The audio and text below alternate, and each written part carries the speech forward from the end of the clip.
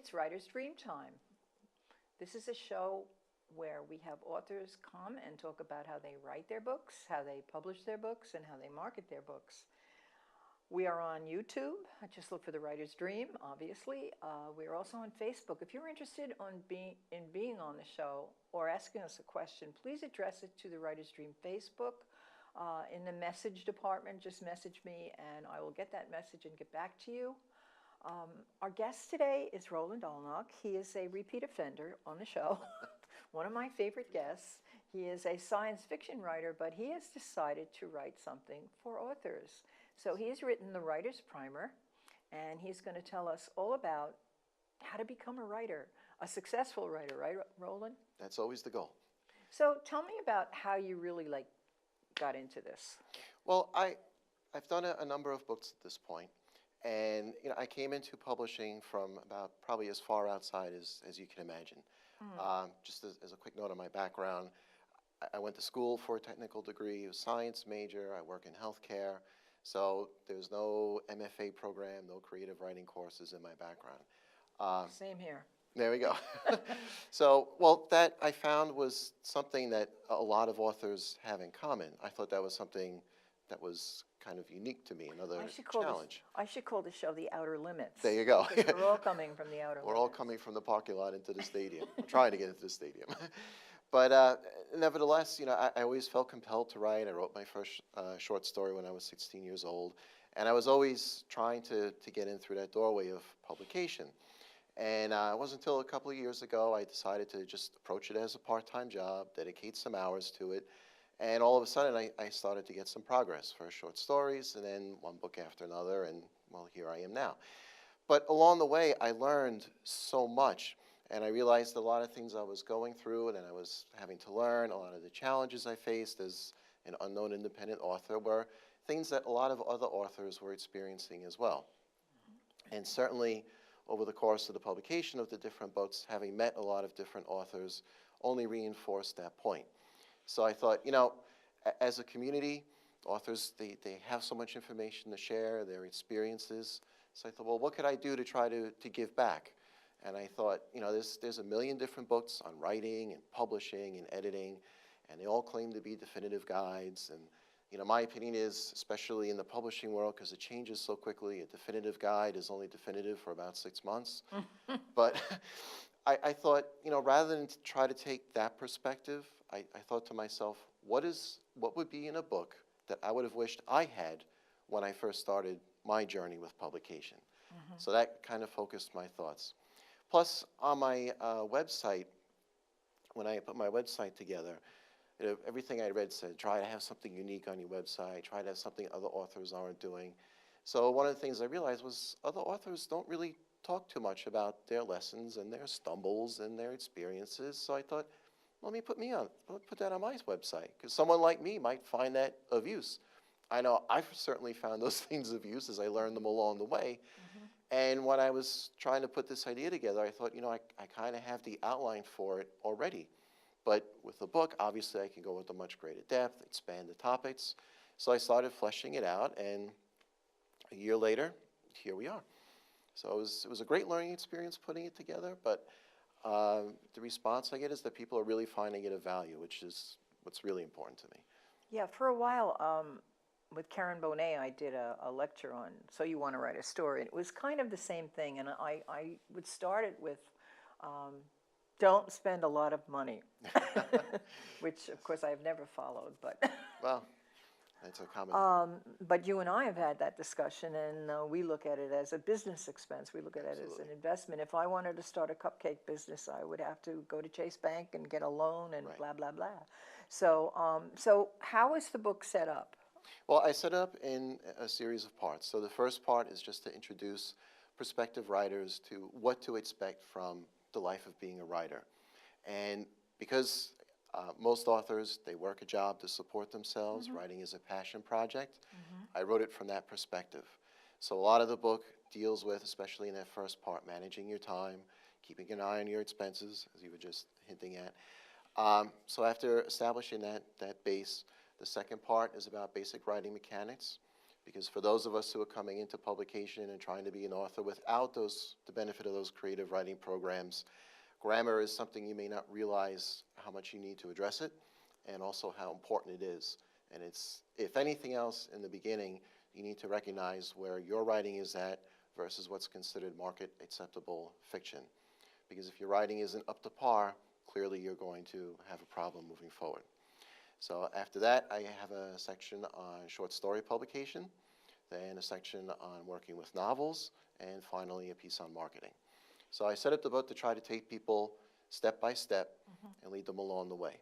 Because the way I laid out the book is basically the path I followed for my publication strategy. When I settled down and decided to approach it as a profession, I thought, well, what's the first thing you do when you want to build a career? You have to build a resume. So I was fortunate enough to have a series of short stories. So I looked at those, I took the best of them, started revising them, polishing them the best I could, and sending them out, and started to build my writer's credentials from there.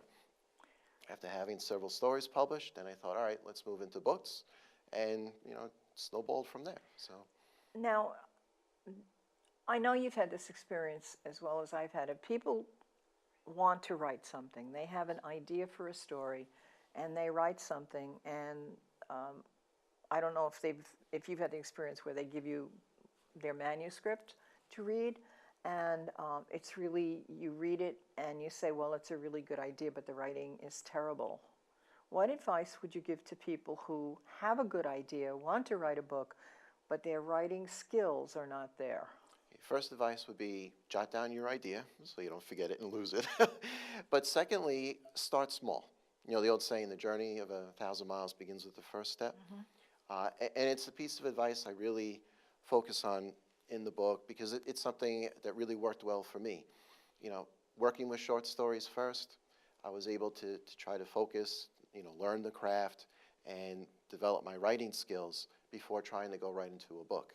Because I feel everything you learn working with shorter pieces, you can translate to working with longer pieces.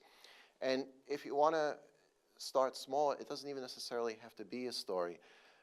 I discuss in the book that just basic writing exercises, trying to depict a scene you may have seen on a train going to work, or a bit of dialogue you heard over lunch, fictionalizing it. But then after you write it, go back and look at it and see, well, how well does this capture the mood I wanted? Does it really convey what I wanted it to convey? And of course, that is in conjunction with reading books that are out there. Reading what's, right, not necessarily doing well in terms of sales, but what has been recognized as good writing. So that you can look at that and then say, okay, here's a lesson, and study it. There's authors groups, always a good place to go. If you can find a writing seminar, that's a good place to go. If you have the time and you can take a community program for writing, those are all great things. But those all require a certain time commitment that someone with a job and a family may not be able to meet. So rather than focus on that and have someone think, well, I can't really get into that, where does that leave me? Look at it informally, and these are things you can do. Just keep a notepad with you or a netbook, whatever the case may be, that you can do some writing. Just jot stuff down, and that will be a great learning experience. Because I think if you can get comfortable working with short form and understand the importance of word to word, sentence to sentence, then paragraph to paragraph, it's a natural extension to be comfortable with chapter to chapter and to a full-length book. Well, writing a book is intimidating. A whole book is intimidating, and even essays. For instance, Newsday has it has a section for, I guess it's senior citizens or older people or whatever. It's part 2. It's in part 2, but I cannot remember ever what it's called. But they solicit people to write short pieces. They want essays, and there are a lot of local newspapers that want essays or magazines, and that's just a short piece. But I also think that it's very important for a new writer, especially someone who doesn't have writing skills.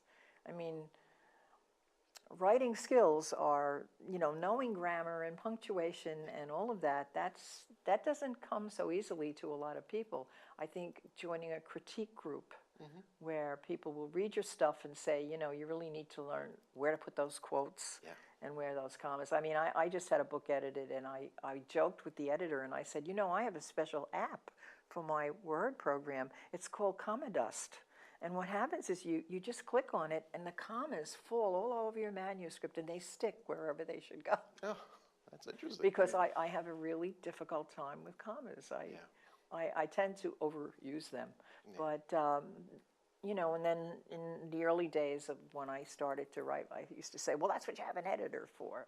But you really need to learn the mechanics of English. Yes. I mean, even Stephen King will tell you that in his book on writing. Oh, absolutely. You know, learn how to write. There's a duality with when you write. You know, on the one hand, obviously your writing is everything, but at the same time, your writing needs to be transparent. The reader just needs to fall through the writing into the book. And it's not necessarily an easy thing to learn for someone who's coming in new, but if your writing skills are not up to par, you're not going to be able to get to that point with your writing. No one's going to publish you. See, you know, in the old days of publishing, you had layers constantly vetting writers, and you had to get your skills up to a certain point to get through each of those levels. So by the time you got to the point where you were publishing short stories, publishing books, certainly, you've already matured and developed with your writing skill. In today's world, with self-publication and the ease for people to go direct from their keyboard to a published book, that vital maturation and editing phase for their writing can be skipped entirely in some cases. And, you know, you've seen it, I've seen it. And on the one hand, you know, I would never want to dissuade someone from pursuing publication, because I think it's one of the biggest accomplishments, personal accomplishments you can feel in your life. But there's a way to do it. Right, do it right. And for all that you want to feel in appreciating that accomplishment, invest the effort along the way.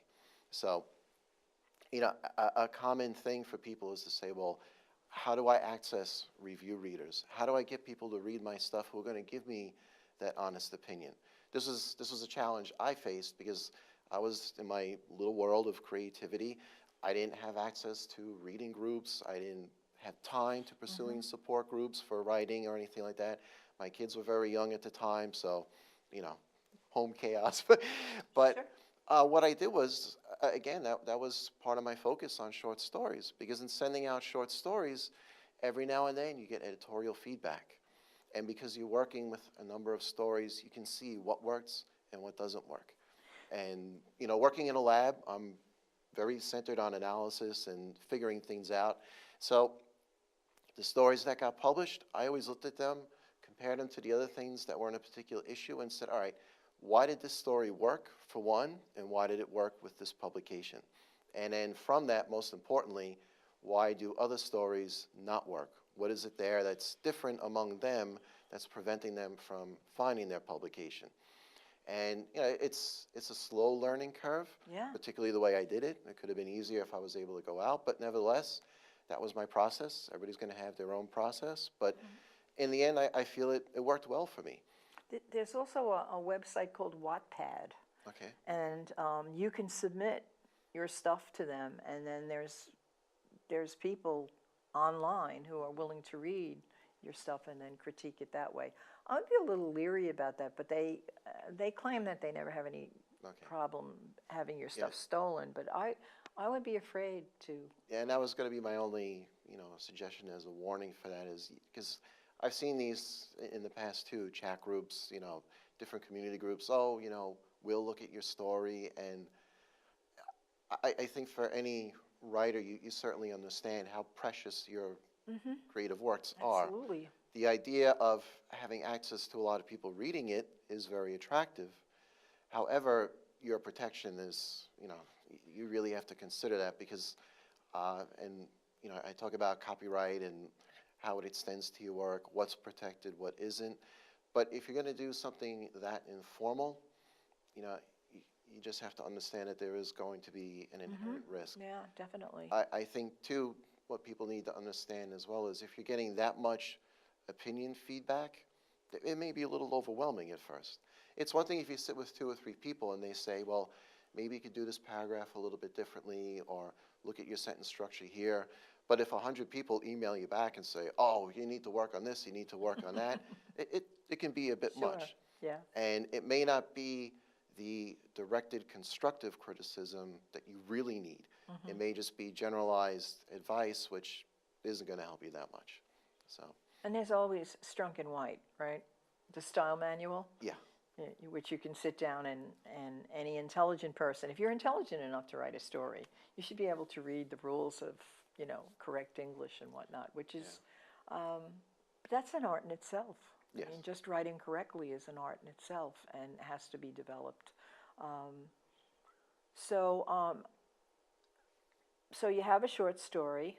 Do you talk about publishing, the publishing process at all? Yes, for each part of the book, the end focus of each section is always to get you to the point where you're now looking for publication. And certainly when I talk about short stories and novels, it's all about publishing, because otherwise why would you write it? So, but it's, how to approach the markets, how to be professional about it. And always I stress the understanding that, while it's a passion project for you and it may be the passion of your life, understand that it is a business and it is a professional interaction. Whenever you approach an editor, an agent, a review reader, a publisher, this is their business. So approach it as you would a job interview. Make sure your stuff is in the top form you can get it. Make sure your cover letter, everything is in tip-top shape. Do your research, which is very important. One of the things I say in the book is you shouldn't approach a market or an editor or an agent, any entity in the publishing world. You should not approach them unless you've already made up in your mind that if they say they're interested, that you're ready to agree. After they say they're interested is not the time to turn around and say, well, is this someone I really want to be with?